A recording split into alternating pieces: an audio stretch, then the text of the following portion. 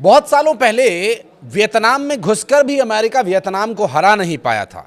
Vietnam से बहुत आगे है ईरान, जिसे हरा पाना लगभग नामुमकिन होगा अमेरिका के लिए। लेकिन फिर वो क्या बिंदु हैं, वो क्या कमज़ोर कड़ियां हैं जो ईरान के लिए चिंता का सबब हैं, और फिर ये शांति के लिए मीटिंग क्यों बुलाई गई थी ओमान में? इन्हीं सब सवालों का जवाब तलाशने की कोशिश करेंगे इस वीडियो के अंत तक। दरअसल ओमान में शांति के लिए मीटिंग बुलाई गई, और ये मीटिंग शांति के लिए बुलाई गई ऐसा तो प्रतीत नहीं होता है, क्योंकि ये मीटिंग असल में दोनों एक दूसरे को भांपने के लिए बुलाई थी और एक दूसरे को नापने के लिए बुलाई थी, और एक दूसरे के मन में क्या चल रहा है उनके इरादों को जानने के लिए बुलाई गई थी। नमस्कार, मैं हूं आशीष त्रिपाठी आपके साथ। और जैसे ही दोनों ने एक दूसरे को भांप लिया तो ये साफ हो गया कि अब कभी भी कुछ भी हो सकता है। अमेरिका और ईरान के बीच ओमान की राजधानी मस्कट में अप्रत्यक्ष बातचीत खत्म होने के कुछ ही पलों के बाद अमेरिका ने ईरान के खिलाफ नए तेल प्रतिबंधों का ऐलान कर दिया।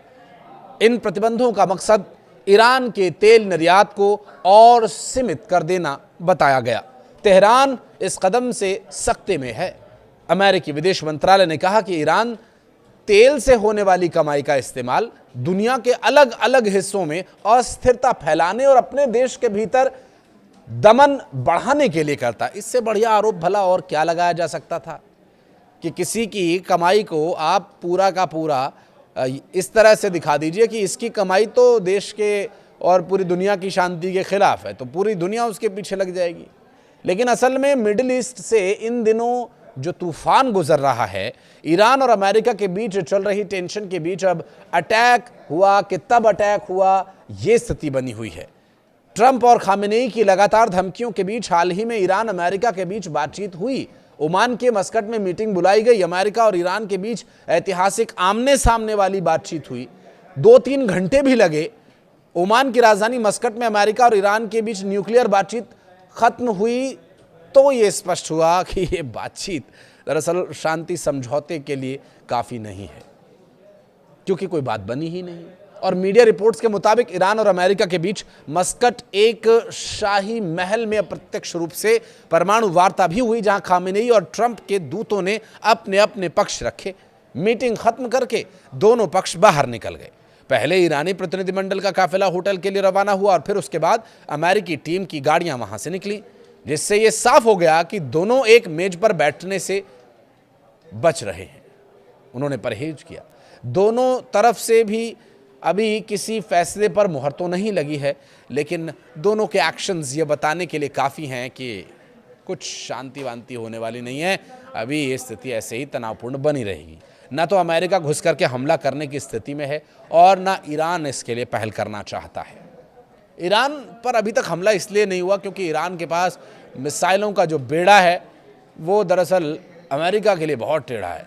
अभी किसी बड़े समझौते की आधिकारिक घोषणा हुई नहीं है, लेकिन जानकारों का कहना है कि केवल एक विराम मात्र है। दोनों पक्षों ने भविष्य में फिर से मिलने के और बातचीत के संकेत दे दिए हैं। मस्कट से आ रही खबरों के मुताबिक ये बातचीत केवल औपचारिकता नहीं है। इस मीटिंग में बातचीत का केंद्र ईरान का परमाणु कार्यक्रम रहा।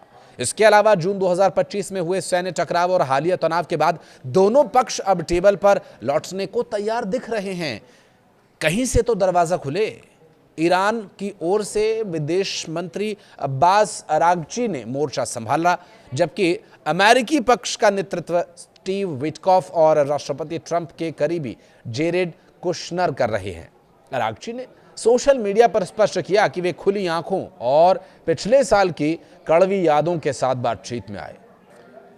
ईरान केवल परमाणु मुद्दे और प्रतिबंधों को हटाने पर बात करना चाहता है। वॉशिंगटन परमाणु मुद्दे के साथ साथ ईरान के बैलिस्टिक मिसाइल प्रोग्राम और क्षेत्रीय गुटों को मिलने वाली मदद पर भी चर्चा चाहता है। ये बातचीत ऐसे समय में हो रही है जब अमेरिकी नौसेना का बेड़ा क्षेत्र में मौजूद है और तनाव चरम पर है।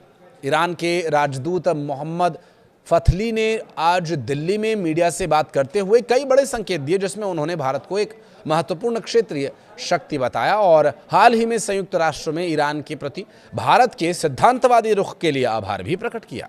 उन्होंने स्पष्ट किया कि ईरान में स्थिति नियंत्रण में है और वहां रहने वाले भारतीय नागरिकों को घबराने की जरूरत नहीं है।